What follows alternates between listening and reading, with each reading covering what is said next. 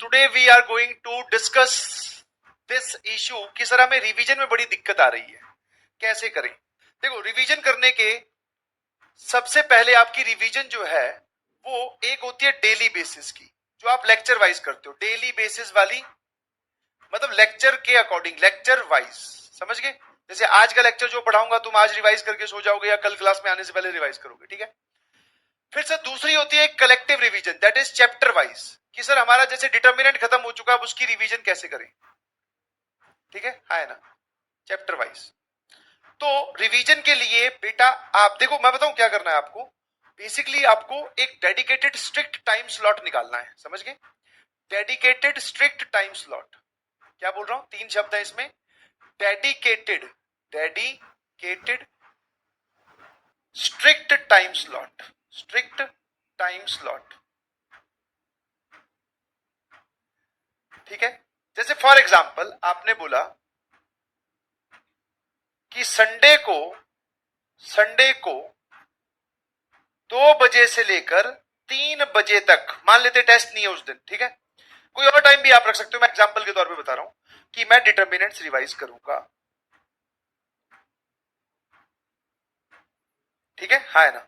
Sunday को 2 बजे से लेकर 3 बजे तक मैं डिटर्मिनेंट रिवाइज करूंगा, ये आपने एक स्ट्रिक्ट टाइम स्लॉट निकाल लिया। और इसके आपने अपने मोबाइल में क्या लगा लिए सर, नोटिफिकेशन वाली चीज लगा ली, अलार्म लगा लिए, या फिर रिमाइंडर लगा लिया कि हाँ हमें पता चल जाए, सैटरडे को लग जाए। और फिर आपने एक संडे की मॉर्निंग में भी लगा लिया, और इस चीज को लिखकर आपने जहां बैठ कर पढ़ते हो वहां चिपका भी लिया, ठीक है ना। क्या मेरी बात समझ में आई। तो ऐसे कर करके आप अपने पूरे बिजी शेड्यूल में से, सर अब इतना टाइम अगर हमारे पास होता तो हम बैकलॉग कवर कर लेंगे, क्वेश्चन प्रैक्टिस कर लेंगे। देखो भाई, आप हर वो काम करने की कोशिश कर रहे हो जो कि नेसेसरी है और जो कि जरूरी है। तो ये वाला जो काम है सर, ये तो प्रायोरिटी वाइज बहुत अच्छा काम है, नहीं समझे। कि आपके पास में टाइम की कमी है, तो टाइम की कमी है तो आप अपना टाइम धीरे धीरे अलॉट कीजिए। क्या मेरी बात समझ में आई, है ना। आप एक तो ये वाली चीज रखो। दूसरा, एक तो डेडिकेटेड स्ट्रिक्ट टाइम स्लॉट निकाल लिया। उसके बाद में सर रिवीजन बेसिकली बहुत अच्छे से तब होती है टेस्ट वाइज, ठीक है। मान लेते हैं आपका इस संडे को, ध्यान समझना, इस संडे को एक टेस्ट है, उसमें चैप्टर ए और बी आ रहे हैं, ठीक है। एक सिंपल भाषा में समझने की कोशिश करते हैं कि अपकमिंग संडे को या जब भी किसी संडे में आपके टेस्ट आ रहे हैं तो आपको क्या करना है, अब अपने आप को डेली, देखो बहुत आसानी से, मैंने पहले भी प्रयास में समझाया था, आपको फिर समझाता हूं। आपको क्या करना है, मंडे वाले दिन, ये है मंडे, ये है ट्यूसडे, ये है वेडनेसडे, ये है थर्सडे, ये है फ्राइडे और ये है सैटरडे, ठीक है। तो मंडे वाले दिन आपको 10 मिनट देनी है रिवीजन को। अभी उस बात पे भी आऊंगा कि रिवीजन करना किस चीज का है, मतलब कैसे करना है। फिर आपको 20 मिनट देनी है सर ट्यूसडे को, ठीक है। 30 मिनट देनी है सर आपको वेडनेसडे को, 30 मिनट्स। थर्सडे को आपको वापस से 30-30 मिनट के 2 स्लॉट लगा दो, कोई दिक्कत नहीं है, यहां पर भी 30 मिनट्स। और फ्राइडे को 40 मिनट्स। और सैटरडे को आप बोल सकते हो सर वापस 1 घंटा बोल दो या 50 मिनट्स बोल दो। तो आप वेट मत किया करो कि संडे आ जाएगा तो हम, संडे को टेस्ट है तो हम सैटरडे वाले दिन ही रिवाइज करेंगे, नहीं। आप ऐसे देखो, आपने एक चैप्टर में या 2 चैप्टर्स में कितना बढ़िया से टाइम अलॉट कर दिया। क्या मेरी बात समझ में, ऐसे डेली बेसिस का थोड़ा थोड़ा टाइम आपको यूज करना है बस। कितने लोगों को बात समझ में आई। 8 से 10 चैप्टर आ रहे हैं, कक्षा 11th के भी चैप्टर आ रहे हैं। आपको अगर मौका लगे तो उनको रिवाइज करके जाइए, अगर मौका नहीं लग रहा है तो आप छोड़ दीजिए, कोई दिक्कत नहीं है। आप छोड़ दीजिए, कोई दिक्कत नहीं है, आप सिर्फ 12th के चैप्टर रिवाइज करके जाइए प्लीज।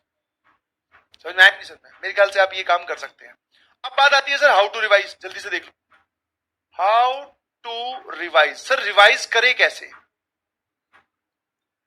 आपके पास में नोट्स हैं और प्लस आपकी कोई सॉल्यूशन नोटबुक है जहां पे आपने सवाल सॉल्व कर रखे हैं, सवाल सॉल्व किए हुए हैं, है ना। सॉल्यूशन नोटबुक जो कि डे 1 पे बनाने के लिए बोली थी। तो जब आप शुरू के 10 मिनट हो तो पहले नोट्स रीड करो। नोट्स आप आराम आराम से क्या करते जाओ, रीड करो। समझ गए कि नहीं समझे। नोट्स आप आराम आराम से रिवाइज करते जाओ। मैं मैथमेटिक्स की बात कर रहा हूं, how to revise maths. Notes read करते जाओ। अच्छा, जैसे डिटर्मिनेंट खोल लिया, अच्छा डिटर्मिनेंट में कोफैक्टर क्या होते हैं, माइनर क्या होते हैं, नीचे हल्का सा सवाल, ठीक है ना। समझ गए? नोट्स आराम आराम से पढ़ते जाओ पढ़ते जाओ। अच्छा ये होता है, फिर उसके बाद में सर डिटर्मिनेंट की वैल्यू, प्रॉपर्टीज क्या क्या होती है, अच्छा ये प्रॉपर्टी होती है, इस पे ये सवाल करवाया, देखते गए। जहां पर आपको लगे कि आपने कोई स्टार मार्क्ड बनाया होगा स्टार, ठीक है, इंपॉर्टेंट कॉन्सेप्ट, कोई फॉर्मूला आया, जैसे सिस्टम ऑफ लीनियर इक्वेशन के केसेस आ गए, मैं साथ साथ में आपको बता रहा हूं सिस्टम ऑफ लीनियर इक्वेशन के केस बनाने पड़ते हैं कि डेल्टा जीरो है तो कितने सॉल्यूशन आएंगे, डेल्टा नॉन जीरो है तो कौन सा। तो इस चीज को देखकर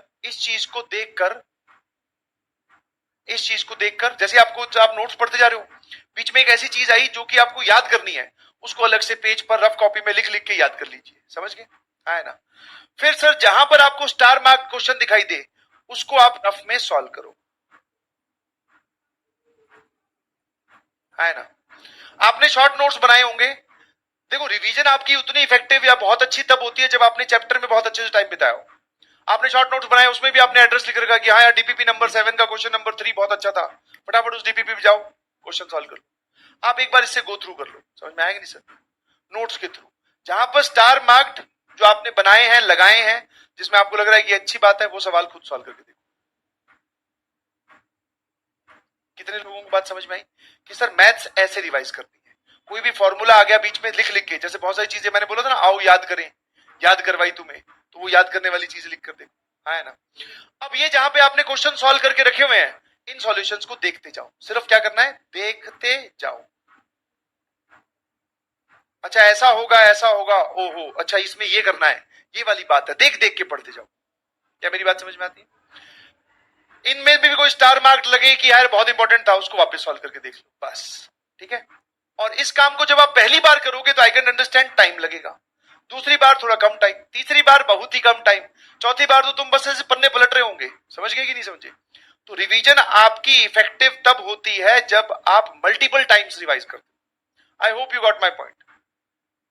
SMJ लिखकर भेजिए प्लीज।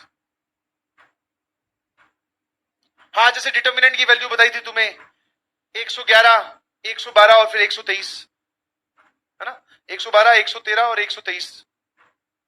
अब वो याद होनी चाहिए। समझे कि नहीं समझे? बस ये खेल है। ये वाला पूरा काम मैंने आपको बता दिया, ऐसे ही करना है।